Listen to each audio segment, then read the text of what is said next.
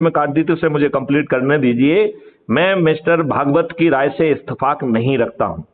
मैं इन सब जख्मों को भारत माता के चेहरे पे जख्म मानता हूं, और मेरा तो कहना है कि सभी जगहों की सूची बनाई जाए, उसके साक्ष्य इकट्ठे किए जाएं और मुस्लिम भाइयों को बिठाया जाए। मुस्लिम भाई आक्रमणकारियों और आतताइयों से अपने आप को क्यों आइडेंटिफाई कर रहे हैं?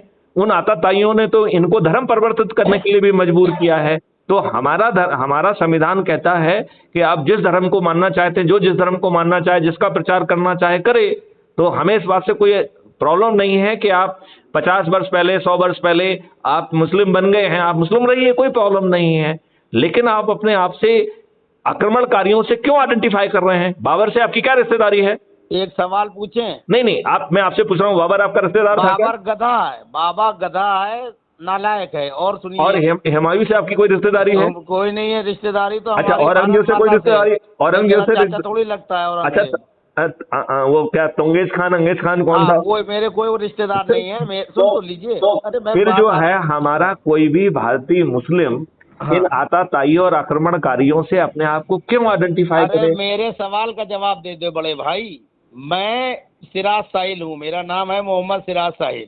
ठीक, जवाब दीजिएगा ईमानदारी से जी। मैं अपने आप को भारतवासी मानता हूँ, संविधान के आप भारतवासी हैं और आप भारत के नागरिक हैं। मानने और ना मानने का सवाल नहीं है, ये हार्ड फैक्ट, इसे लीगल फैक्ट। अरे सर सुनिए तो, मैं वो मुसलमान, ये कानूनी तथ्य है भाई। अरे मेरी बात तो सुन लो भाई जी। मैं ये कह रहा हूँ कि यहाँ जो मुसलमान लोग हैं, हिंदू मुस्लिम का जो है चक्कर मैं खत्म करना चाहता हूँ। मैं आपको एक जो है सवाल पूछ रहा हूँ, उसका जवाब दे। कैसे खत्म करने देंगे आपको? फिर सत्ता में कैसे आएंगे? दंगे कैसे होंगे? आप तो हमको सत्ता में आने से रोकने वाली बातें कर रहे हो यार।